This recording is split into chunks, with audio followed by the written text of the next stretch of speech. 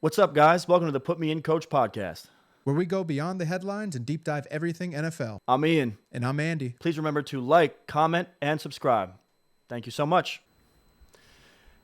Hello. How are you? I'm good, brother. How are you doing?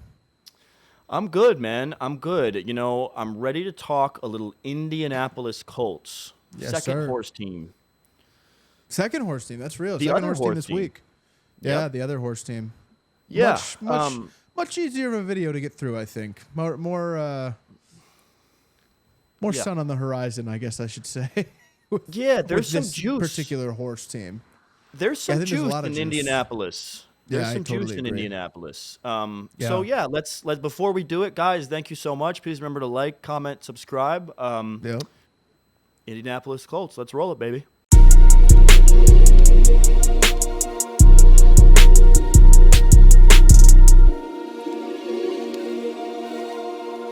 Right, I got his flame sword.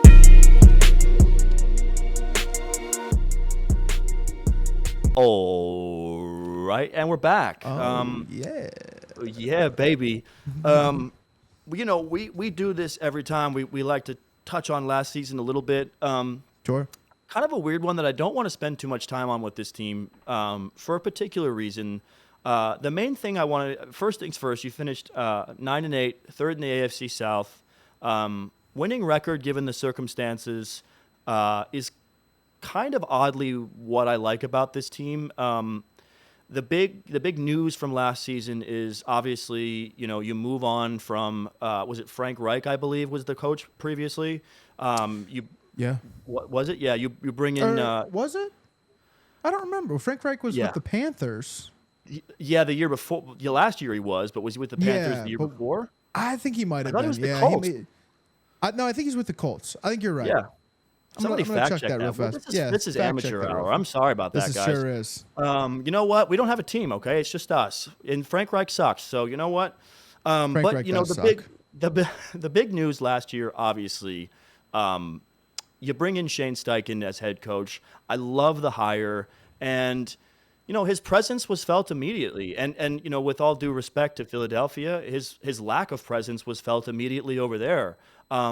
This guy knows offense. He's really good at what he does. In the modern NFL, I think he's the perfect coach for a quarterback like Anthony Richardson, who you drafted in the first round of last year out of Florida.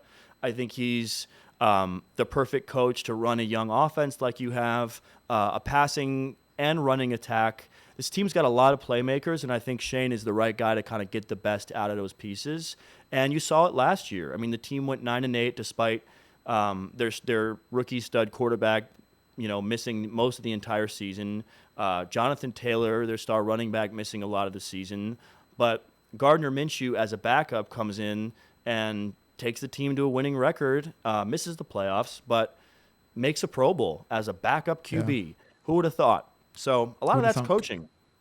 And You were I'm right, really, by the way. Frank Reich. It was Frank Reich. Yeah. All right. You I were had a right. feeling. Thank Speaking of God. coaching, yeah, you were right. I didn't You want were right, anybody right? coming in the comments. You know what I mean? It's just like, oh, actually, it's like, okay, It was Chuck yeah, Pagano, you fucking Yeah. bitch. Like, No, what? it wasn't. Okay, yeah, right. Sure it wasn't. That was before. Yeah. Before what? Another stinky coach. But yes. Anyway, before we get too off the rails, you know, last year was an odd season. I don't want to spend too much time on it, but I do want to give Shane Steichen some credit as a first-year head coach with this team, and you know Gardner Minshew making a Pro Bowl as a backup quarterback. It's a really impressive year given the circumstances, and I saw a lot of flashes I liked that we'll kind of get into in this video. The first obvious starting point for us, I think, obviously, will be AR5, Anthony Richardson, first-round draft pick out of Florida last year. And this is a guy that you particularly, Andy, were super high on going into Super the high draft. on. You kind of wanted the Yeah. Lions to maybe trade up and make a I move. wanted pick. I wanted the Lions to take that boy bad. Yeah, he's And nice. I'm not mad that my team ended up with Jahmyr Gibbs and Sam Laporta and Jack Campbell and all those Yeah. great pieces that are going to help us win the Super Bowl this year. But planting the flag. But yeah, I think Anthony Richardson. Okay, let's just all be honest right now. You and me. It's 2004. We just fired up the GameCube. We got the Mike Vick Madden fired up. We go right into the create a player menu. We make a quarterback, because why wouldn't we? We make him a black guy, because of course. And we make him 6'4", 245 with freaky speed, unbelievable arm strength, and apparently he's made of glass as well. That's Anthony Richardson. We forgot to change the injury sliders, and actually, we made him 99 did forget to change the overall. injury sliders. Yes. Yeah, we made him 99 we overall made the sliders throwing power. Yeah, we sure did. But forgot to change the accuracy settings up to the right thing. So he just throws it 80 yards, but it's like not really on target every time. Yes. Yeah. But he does throw it Absolutely. 80 yards. He does throw Sure it 80 does. yards. Hell of a ball player. So, yeah, I mean, Anthony Richardson he literally has the speed of Lamar Jackson. He's got the height of Tom Brady, and he's got the arm of Josh Allen. He is the prototypical Madden created quarterback, but he's got the injury sliders of Sam Bradford, and it sucks because I think that's going to be an issue moving forward. With Anthony Richardson, I think you have to break it down in 3 categories. You have to break it down to the good, the bad, and the ugly.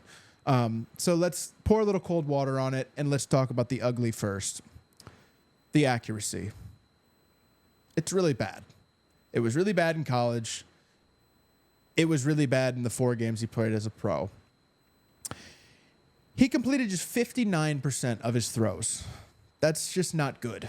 21% of those throws were deemed by Pro Football Reference as bad throws. Just bad throws, which those are considered not catchable with normal effort. So any of those throws could, I guess, potentially be caught if, Pittman turns into Superman and wants to jump across the field. But for the most part, they're uncatchable balls. That, I think, is fixable. We didn't get a chance to see it because he only played 4 games. And I'll get into that in a second. But I don't think it's a death sentence for him. And I'll explain why in a second. The bad with him, I think, is the injuries. Again, you had 4-game sample size before he went out with an AC joint injury that sidelined him for the rest of the year. Week 1, he missed some time in the 4th quarter in a very close game with a knee injury. He kind of walked it off. Wasn't a big deal. I think they were more protecting their asset at that point. Week 2, he left the game with a concussion. He had a really great performance going into that game or going into the second half of that game, I should say. And then he went out with a concussion. I believe he was playing the Texans. Another, kind of a similar hoping team, division rival, both rookie quarterbacks, both, who's going to be the best one. I think we know the answer to that now, but this guy might not be far behind, honestly. And then, and as I stated, week 3 he was totally fine, and then week 4 is when he missed the rest of the season. So it's hard to say if those were going to continue throughout the year or if that was just a weird transition, right? Like a knee thing that didn't really amount to anything, a concussion. Those are going to happen. But then you get the season-ending injury, week 4. It's like, all right, what is this guy crazy injury prone, or was this just like a couple of weeks of bad luck? And that remains to be seen. We're going to see that this year. He's either going to play all 17 games or he's going to play like 12 of them, and we can kind of chalk it up as he's a little bit injury prone. But for now, I think that's bad. I think when you get injured in 3 or 4 games, that's not a good look. But the good about Anthony Richardson is that he's able to, what at least I saw was that throughout these games, he was making iffy throws initially, as we touched on with the ugly, the accuracy. He was making really iffy throws, but towards the second half of most games, he was starting to read the defenses a lot better, which shows that the game is catching up to, he's catching up to the game, and the game is catching up to him. It's slowing down for him in the second half, which I think when you add a whole season onto that and you add however many more games, 12 more games or whatever, you're going to see, especially towards that latter half, the game really slowed down for him. And I think that's when he can become a huge problem, because where he has this Lamar Jackson speed, he is prone to actually staying in the pocket and trying to make something happen downfield. His initial reaction is not, let me bounce up out of here and kick off a 65-yard run to the left or the right. He will stay in there while that pocket collapses and make some absolutely ridiculous throws while getting hit. Because, again, he's 6'4", 245. He can handle these hits. The accuracy that needs to be better. And I think with a coach like Shane Steichen, that can definitely happen. But we have to get a year of it. We have to see a 17-game sample size before I can really determine what this guy is. Because his ceiling is, like, greatest of all time. He's one of the best athletes we've ever seen. But if he can't figure out his accuracy, much like Josh Allen had, issues the first year that he was playing, that's the step he needs to make to really become a problem in the NFL as a whole. And that's kind of just where I'm at with it. And he also has Jim Bob Cooter as an OC, and Jim Bob Cooter sucks. Sorry, Colts fans, he sucks. Lions fan here, he sucks. Yeah, Jim Bob Cooter's garbage. But the thing is, I think Shane will be the de facto OC. I mean, every head coach has an OC. I tend to agree. Title. Yeah. You know what's interesting? I completely agree with you on the assessment of AR5. Yeah. One thing I wonder a lot about, and because of the hiring of Shane, I'm hoping that it's the latter. But when I look at the rest of this offense, which I'll get to with some of these playmakers and pass catchers, I'm hoping that as a running quarterback, he's more Jalen Hurts than he is Lamar Jackson. And I meant to flip that. But I hope that he is more Jalen Hurts than Lamar Jackson.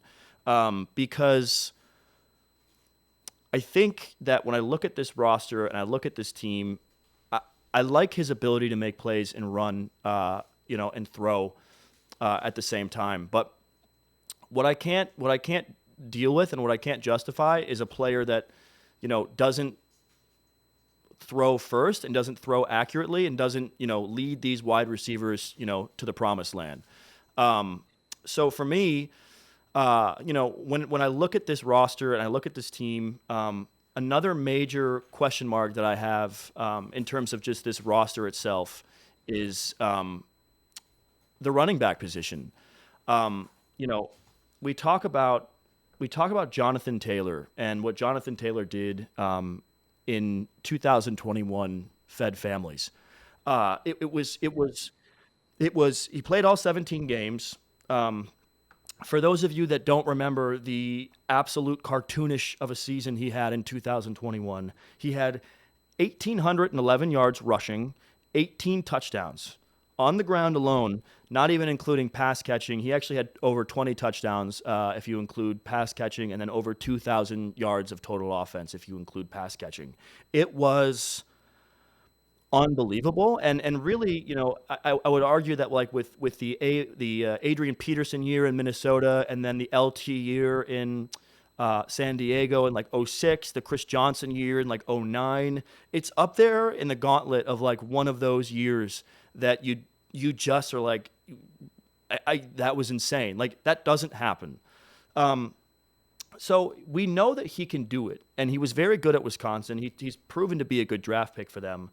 The problem is he comes back out in 2022 and only plays 11 games and, finishes with it 861 yards rushing and 4 touchdowns. And last year he plays 10 games and finishes with 741 yards and 7 touchdowns. Part of my fear, if you will, with this team is the combination of Anthony Richardson at quarterback and Jonathan Taylor at running back. Because for my money, those are the two most pivotal players and most talented players on their offense. And, something that I didn't see discussed a lot in the media, I don't know if Colts fans have talked about it a lot. I'm not in touch with a lot of Colts fans. I don't really know a lot of Colts fans, but I imagine it's something that has been discussed within Colts fandom. Gardner Minshew and Zach Moss have left the building. And for me, that's a little concerning because if you look at what Zach Moss did in replacement of Jonathan Taylor last year, it was really, really good. And if you look at what Gardner Minshew did in replacement of Anthony Richardson last year, it was really, really good. Good enough to earn him a Pro Bowl. So with those two guys gone, I believe that the engine that's driving this football team potentially making a run, making the playoffs, winning the division, competing with Houston, competing with Jacksonville, is Anthony Richardson staying healthy and Jonathan Taylor staying healthy. If those two things happen, I think they're equally important. Sue me. I know quarterback's more important than running back, but not this running back. If those two things happen, this team can make a run. The fear I have is that it won't happen. And I think for me, for my money, I need to see Jonathan Taylor play a 17, at least 16-game season this year. And so I think it's really, really important that we touch on how important he is to this offense. When he's healthy, he's had a better year at running back just 2 seasons ago than anything I've seen in a long time. So I wanted to touch on him real quick. And also just one more thing about him. You have Ryan Kelly at center, who was a Pro Bowler. You have Quentin Nelson at guard, who was a Pro Bowler as well. And, you also have good tackles. You have Bernard Ryman at left tackle, Braden Smith at right tackle. This offensive line is really good, and this running game can be elite. But the combination of Anthony Richardson and Jonathan Taylor running the football is going to have to be healthy. It's going to have to be on the field next year. So I just wanted to touch on those two guys and kind of this offensive line, this running game, and just how important it is that those two guys stay on the field, because I think they're kind of everything, boom or bust. Real quick, I guess I should ask you, would you rather have Jonathan Taylor on your team, or would you pay to have a whale saved and flown across the country? I'm going JT, man. Jim, I really am. Jim Irsay gave us his answer. He gave us his answer real good. Yeah, and that was a mess last year. Yeah, that was a mess. I'm not sure the 21 season was the cartoonish season that you were referring to. No, but it was. I mean, it was. No, it was like an X-Men, a superhero type of like running. It looked like looked like he was just better than everybody else on the entire football field, and it was like, how is he doing this? 200-yard games, 3 touchdown games. You're like, what the hell? No. Like running the football up the gut for 80 yards. You're like, what? Did he break 6 tackles in that run? I had him. I had Derrick Henry. I had Joe Burrow, and I had Deebo Samuel all on one team in fantasy that year. I lost 1 game. That's amazing. Was it the championship? It was so far. No, hell no. I won that shit. Nice. Soundly. Yeah, soundly. That's a great season. Yeah, I mean that would have been a nice lineup to have. But yeah, I mean it was fire. So that's my spiel on Jonathan Taylor, and it's a concern for me with the health, the lack of 2 healthy seasons back to back. But if he can stay healthy, scary. He's as good as anybody. I really want to touch on the draft. I'm going to start on the offensive side of the ball. We're on it. Might as well continue it. Because I have my favorites. And of course. My favorite and Andy can back me up on this. My favorite Marvin Harrison, because I believe he's generational, wide receiver in this draft was Adonai Mitchell. Not Ricky Parasol, not Ladd McConkey, not Xavier Legette. I like those guys, but I went down to Austin last year with my brother and watched Texas play, and I watched Adonai Mitchell just carve up BYU. And I'm very much to me when I see part of what makes elite wide receiver play to me is the artistry of it. How does it look? Like, how are the movements? Is he a painter with a canvas on the field, or is he just kind of running routes and getting open? There is a difference to me. And when I watch Adonai play, I see an artist. I see somebody who really has like grace with the way that he moves and the way that he runs and the way he gets in and out of breaks, the way he, particularly on out breaking routes and deep routes, just gets open in a way that looks really good. You know what I mean? It's like you watch it. It's like Trump, you're just like, he's nice, folks. He's nice. He's nice. He's nice. Nice. And it's just, he gives you that thing where you're like, ooh, you know what I'm talking about? American Psycho, where he's like, the Christian Bale meme. It's that kind of thing, right? And, last year with Texas, they made a deep run. They almost won the national championship last year. They made the playoff. A lot of talk around Xavier Worthy, because of the 40 time, and he was picked ahead of him by Kansas City. Adonai Mitchell was the one on that team. He had 55 catches, 845 yards, and 11 touchdowns. Um, and in terms of the athleticism, he's 6'3", 205. He's long, he's lean, and he runs a 4.3 40 with a 39.5-inch vertical. So he's got all those metrics that we look at. Yeah, all those things that we look at and we're like, wow, does he have this? Does he have this? But he passes the eye test. He needs some work on yards after the catch, and that's kind of his one weakness. He doesn't tend to make huge plays after he catches the ball underneath. But if you look at his route tree and the type of passes that he catches consistently and consistently gets open on, it's deep routes. And, one thing you mentioned with Anthony Richardson that I agree with is that his arm strength is elite and his accuracy isn't. Now, Adonai Mitchell's ability to get open is elite, and his ability to get open downfield is elite. That is where a marriage happens. And part of why I love the landing spot is because I don't believe that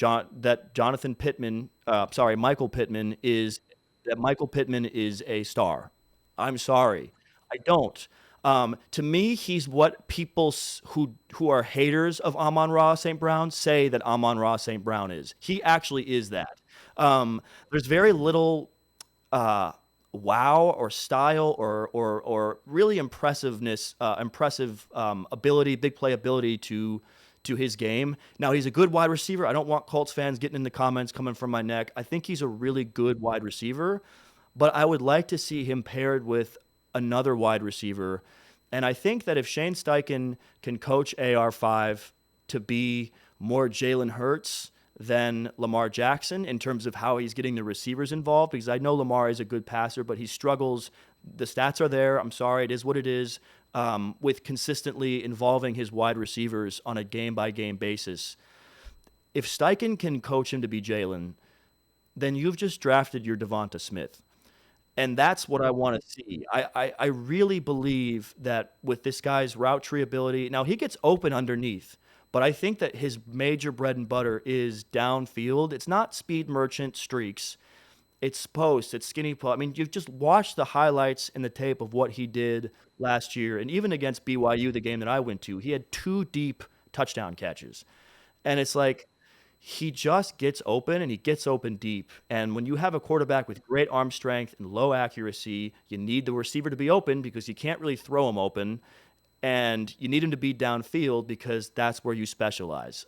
This is not going to be an underneath timing offense, and that's what I think part of the reason why Pittman was so successful last season was because Gardner Minshew was the quarterback. I think Gardner Minshew really, really, really accentuates what Pittman can do, which is kind of, death by 1,000 cuts, route running, underneath, capable wide receiver stuff. They drafted a guy out of Florida a couple of years ago. Last year. He was a rookie, Josh Downs, who I really like. But Josh Downs, to me, is an undersized slot guy. And if he's your 3, you've got a really good passing attack if Richardson can figure out how to pull the levers and Steichen can figure out how to design the offense, in this sort of synchronicity, right? So you also have Alec Pierce, who's sneaky good too. He is, but I don't want Alec Pierce on the field every down. I don't. No, I hear that. I hear that. But if you could rotate Pierce and Downs, I think you're in a really good position. I totally agree. And Pierce is a good deep threat as well out of the slot. Yes, he is. So if you're running that type of vertical passing attack, you've got it now. And I think Adonai Mitchell, again, like I said, we all have our guys. He's my guy. And so I was really anxious and eager to see where he got drafted. And oddly, at first I didn't love the pick, but the more I've kind of looked at it and what Steichen does and what this passing game can do, and if you see what Jalen did with the wide receivers in Philly, I think Adonai is going to be really special next year. And I think it's going to be a 1-2 punch with Pittman, but I think it's going to become a 1A, 1B as time goes on with those two. So just an interesting thought on the draft pick and the offense. What did you think about their other pick, their first rounder? Man, Laiatu Latu. That's somehow a real name, but here we go. Cool name. It's a super cool name. Latu. The Colts found themselves in a really dope position because you saw this generational run happen with offensive players. So they end up picking 15th overall, which was, if you're looking for a defensive player, that's number 1 overall. You get your pick at every defensive player that was on the board because nobody from 1 to 14 took a defensive player. So they take Latu with pick 15. He's got a really interesting story. He went to Washington. He got a neck injury. The neck injury happened before the COVID, like all of COVID happened. So while he was trying to kind of figure out if he could play again, he was just having Zoom meetings with his doctors, and they were just like, hey, yeah, it sounds like your neck's never going to heal, so you should probably medically retire. So he fully medically retired and then was like, something's telling me that I'm not done playing football. Like, we can get this fixed. So he, gets it rechecked out. He gets it fixed. He ends up going to UCLA and playing ball again, and then ends up being, like I just said, a first-round pick. It's a pretty cool story, but when you watch him when you watch his tape, he doesn't have the quickest first step. And he doesn't have like these crazy long arms. And you wonder, okay, why is it that this kid who kind of lacks speed and size, why was he pretty widely regarded as the best edge rusher in this draft? And it's simply because he was the best finisher in college football last year. His bend is purely insane. It is already as good as Nick Bosa, Max Crosby, those guys. I mean, his bend is unbelievably real, and his ability to finish these plays and his getting to the quarterback ability is just really second to none of anybody in this draft. So I think when you look at that defensive line and you look at, okay, I already have DeForest Buckner, I already have Kwity Paye, and I already have Sam, I'm going to screw this up, Ibukum, I think is his name. Those guys they all create a crazy D-line, the three of them. So you add Latu onto this, opposite, next to DeForest Buckner, opposite Ibukum. That's scary hours, bro. That's like really, that's scary hours. Mm-hmm. Latu started all 12 games for UCLA last year. He led the nation in tackles for loss, 1.8 per game, which is insane.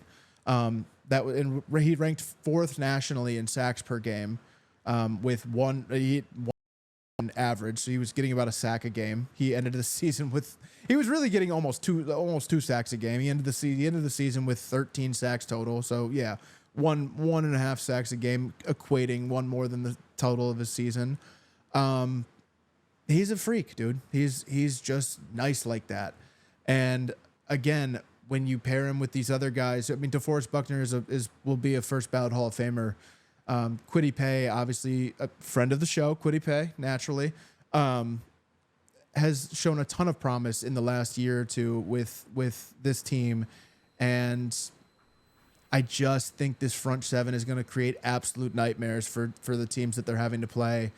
And all these other teams in the division really need to come correct with their O-line, because this is not, I mean, Buckner's older, but the other guys are a lot younger, and they're gonna be wreaking havoc for years. So that's kind of where I'm at with it. I don't have a ton to say about him. I mean, he's just really good, and I think with this defensive scheme, he's gonna be a star. I mean, I think it would be foolish for us to not expect defensive from him.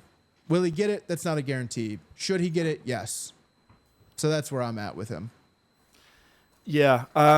It's interesting because I think when we were both doing this, we both kind of came to that conclusion of like, this is a really good front seven. And it's a bit incongruent with some of my findings, right? Like, just for example, they finished 28th in points allowed last year. Like, they sucked. This defense blew last year. Yeah, they weren't good at all.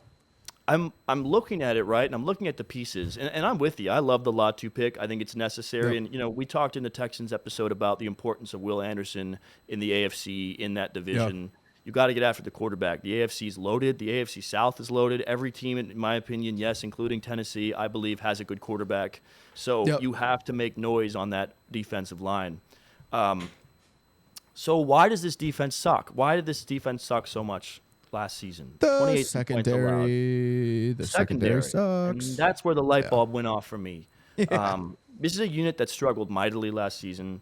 This year they brought back at safety kind of a lone bright spot, and there's a couple of bright spots, but Julian Blackman, they brought him back on a 1-year deal. He had a 69 Pro Football Focus grade, so he had a good year. He wasn't a huge difference maker, but he was good. So he comes back at safety on the 1-year deal. I like it. The main kind of if there's one stud on in this defensive backfield, it's Kenny Moore, the third. He's a standout.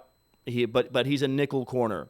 So it's sort of like similar to Detroit last year. We had this bright spot in Brian Branch, and it's like, yeah, but he's a nickel. Like, we don't have a stud one. Juju Brents, for my money, is somebody that has really shown kind of the most upside of anybody in this defensive backfield, but he's like consistently had injury problems. So when I talk about, a lack of a one corner, Juju Brents this year could potentially be that guy, but he's got to stay healthy, and he hasn't really shown that he can. So I look at it, and I run through the list, right, and I go, okay, well, they have this really good nickel who received some All-Pro votes last year. He's a good player. They have a decent safety who they brought back on a 1-year deal, which is kind of telling, right? A 1-year deal kind of says, like, we're not sure, but you're okay. And, they have this guy who a lot of the fans are excited about in Juju Brents at corner, but he hasn't stayed healthy. The front seven is going to have to be dominant, I think. But I am concerned about the secondary. I won't lie to you. I think this secondary could be a massive issue for this defense. And I think with how good this front seven is, I don't think this defense will be bad. But I think because of my lack of faith in the secondary, it's going to even out to this, like, what we kind of call league average defense. We talked about this with Broncos, where it's like they don't have a good defense or like a terrible defense, which is a bummer because I think if Latu hits especially, this front seven is going to be a really good unit, like an actually good unit, like a potentially top 10 unit. But they just honestly, dude, I'm looking at the roster, looking at the film, like, reading some interesting conversations about, coach speak around some of these DBs. They don't have a standout. And a lot of people felt like with their cap space this year, they were going to go get some sort of veteran DB or make some kind of trade or some signing, and they didn't. And Were they I in think the? that's a Were they mistake. in the? Were they in the? McDuffie L'Jarius sweepstakes? L'Jarius Sneed sweepstakes? Yeah, They were. Yeah. Well, They a lot were. of people, I thought a lot so. of people felt like that was going to be them, and that's why it was. It's almost like something is more valuable to me if I thought you were going to get it first, right? And Yeah. I think what Tennessee did, not only by signing L'Jarius Sneed, but by preventing Indianapolis from signing L'Jarius Sneed, and it's unknown how close those talks were, if the talks were ever really Sure. real. But that's definitely what a lot of fans were that was like their goal this offseason was like, that's our Was guy we want to Sneed, go yeah. get. And I it would have been I a think- great addition, but they didn't get him. So it's like we're kind of back to square one with this giant question mark in the defensive backfield. So Yeah. that's something to keep an eye on, and I think it may be an issue. It could be in that a division. good spot. Could be a good spot for Stephon Gilmore. I know we said that about the Panthers too. I mean, but it's for the same Great reasons. spot. You're familiar with him. He's past his prime. He's not what he used to be, but he's a really solid vet to have around. If he's your one, you're in a bad situation. But if he's your two, I think you're in a good situation. Yeah. And Played Justin well in Simmons, Dallas last year. Justin Simmons could be a really good spot for him too. A team with a lot of cap space, needs some help in that secondary. I know you just said they re-signed a safety for a year, but I don't know if you can get a Justin Simmons, you might you might reconsider that. You put the best players on the field, I mean, That's how I you feel. move safeties around, you work out rotations, who knows Yeah. what you're running when you're in nickel, I mean, Yeah. it's one of those things that I could be proven wrong, but Sure. looking at this, I just it's a bummer because not only is it kind of a weak and thin unit, there's not even like a Pat Surtain like in Denver where you're like, well, it's Yeah. not the best group of DBs, but Pat Surtain is 2 DBs. It's like Yeah. there is no Pat Surtain, there is no Sauce, there is no Stingley, there is no, even Gilmore, right? It's a veteran. There's Well, just kind of a bunch of guys, unfortunately. It's except for interesting. Moore, who's a nickel. It's interesting because I'm not, again, as I said, I'm not mad at the Latu pick. He was by all considerations pretty much the best defensive player in college football last year. But when you had a Terrion Arnold on the board, when you had a Nate Wiggins on the board, when you had these seemingly high level cornerbacks, even in Quinyon Mitchell, why wouldn't you take one of them? It's an interesting question. Like Yeah. what did Chris Ballard see in Latu opposed to a Terrion Arnold or a Nate Wiggins or a Quinyon Mitchell? That's I guess what I wish I had, like a forum or so, a Reddit AMA that I could do and say why Latu over those guys when you had such a glaring need in the secondary. Yeah. Again, not saying it's a bad pick. I mean, Latu, again, that's my prediction is that he should win defensive rookie of the year because he's that good. Yeah. But Yeah. was it a dire need to get another edge rusher when you had these names in the secondary? But again, they might have thought, well, we're going to go balls to the wall to get L'Jarius Sneed, so Yeah. I'm going to get both. And then he signs with the Titans. But I don't even remember if that was before or after the draft. So Right. Well, I think it was before even, wasn't it? Yeah. I think they looked around the division Crazy. competitors and they wanted their Josh Allen. They wanted their that's fair. Will Anderson. Yep. Yeah. But the difference That's is, fair. Will Anderson was being paired with Stingley. So you already had that Yep. foundational corner piece that you believed in when you brought in Will Anderson. And you're right. I mean, it's a lot of pressure on Latu now because when you don't draft for need, it makes it even more like, oh, this guy better be a star. He better be a star, right? And it's like, so it'll be interesting to see if he answers that bell. But And I think he will be. I mean, an edge is more important than a cornerback one, point blank, period. yeah, If Latu comes in and he looks like a franchise edge for the next 10 years, you made the right pick. Like, don't get it twisted. I don't want Colts fans coming into this saying, well, why would we take a cornerback when Latu's on there? It's like you probably wouldn't, and you didn't, and that's not crazy. I'm just curious to see what he didn't see in, a Terrion Arnold or a Nate Wiggins, because you don't have like a dire need at edge. You have a couple of solid pieces there. So, are you just going? Yeah. You're just going for high upside? Because if that's the case, Yeah. I'm not even mad at it. I think that's a great move, honestly. I think so. I think they're kind of tipping us off to like what they're going to be trying to do defensively, which is like get after the quarterback. We can't if the quarterback doesn't get pressured, we're losing. You know what I mean? No, It's like that's that kind of thing. But it's a bit feast or famine. Well, and also different teams have done that over the years and had some success, so it could work. Yeah. Pittsburgh comes to mind, like Pittsburgh in the heyday. They always had like weak corners. I felt like, but they're like their that's super defense was true. so good. That's super true. Well, so but- they're not a Super Bowl team right now, so No.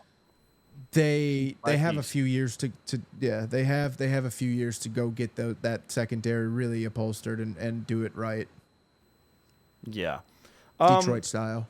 Detroit style, right? Yeah. I mean, it's just going to be interesting to see if this defense can grow with the offense. Where do you see this team next season? What's your closing prediction? Maybe a bold take. I have them. Well, my bold take would be Latu wins Defensive Rookie of the Year. Yeah. Which might not even be bold, but I think the kid is just going to be really good. I think you're probably third in the division. I think you come in third again, but I think it's a really good third. I think it's like a 10-7 third, where you're going to win 10 games, but it's the AFC, so you're not going to make the playoffs. But I think Jacksonville's going to be over you just a little bit because I like Lawrence more than I like Anthony Richardson right now. Talk to me in a year, and that might totally change. But I like Lawrence right now. I like that defense and those pieces a little bit more right now, but not much. I mean, I'm really right here with you guys. If you guys came in second, it wouldn't shock me at all, and I would be thrilled for you because I think you have a bright future. Your quarterback really needs to put it together. These wide receivers, these young wide receivers, need to gel with him, and you're as we just talked about, your secondary needs to get fixed. But outside of that, I think your O-line's good. Your wide receiving room's good. Your quarterback room's good. Your running back room is a little iffy, but it can be good if JT looks like JT again. And your front seven's really good. So, and I don't know much about the linebacking core. Do you know anything about the linebacking core really? I don't. But yeah, no, but I don't I'm really with either. you. But I'm with you. You know what I mean? Yeah. It seems to be decent, not elite. Yeah. Yeah, I mean, I'm with you. I think that's what I had them at. I had them at 10-7, finishing third in the division. Ironically, just a game. I think it's going to be a really, really tight, you know, week 15 to 18 type of situation where you miss out on a game or two. It's just the ball doesn't go your way. But it could be worse. And the reason why I think it might be is because of what I mentioned earlier in the episode with me just really, really loving the talent of Anthony Richardson and really, really loving the talent of Jonathan Taylor and just not trusting these guys. Yeah, I just don't trust those guys. And remember now, like I mentioned earlier, Gardner Minshew, Zach Moss, they're gone. So that safety net of like if those guys go down for a few games or 4 games, that might be your season. I'm hesitant to I'm projecting you at 10-7 under best case team stays healthy. I'm really, really, really excited about this team if those pieces can kind of mesh and really play a full season together. And if they can, you got a shot to win this division. I don't care about what Houston did last year. I don't care about what Jacksonville did in 2022. You got every bit of talent as much as they do to hang. For me, I got trust issues. That's all. Yeah. I've been hurt before. Yep. You know what I mean? It's going to take me a minute. I want to date. I want to date you for a little while before I get in bed with you. That's all it is. You know, get me a drink or two. Like, let me meet the family. Let's go out a couple times. Maybe go see a movie. Like, it could happen. I'm fresh out of a breakup. I need a minute. You know, it's just there's trust issues for me. So I'm not taking you to win the division. I do like Houston more. I like Jacksonville more, and that's just because I've seen it. And I think those teams have as much talent as you do, and I like that those teams coaching as well. But they don't. Their 2 main players aren't guys that I'm worried are going to miss half the year. So that's kind of the issue, man. And I'm sorry to pull the injury card. I really am. It's so lazy. But that's a major concern for me. But it's true. It's true. It's necessary. It's true. My closing question for Colts fans is why the hell is Lucas Oil Stadium so damn big? It's so tall. I just drove by it last weekend, and it's like a behemoth. I drive by Ford Field all the time. It's just not that big. It's very wide, but it's not big. Like Lucas Oil is like a coliseum. It's high. It's so high. Yeah. It's cool looking though. It's super cool looking.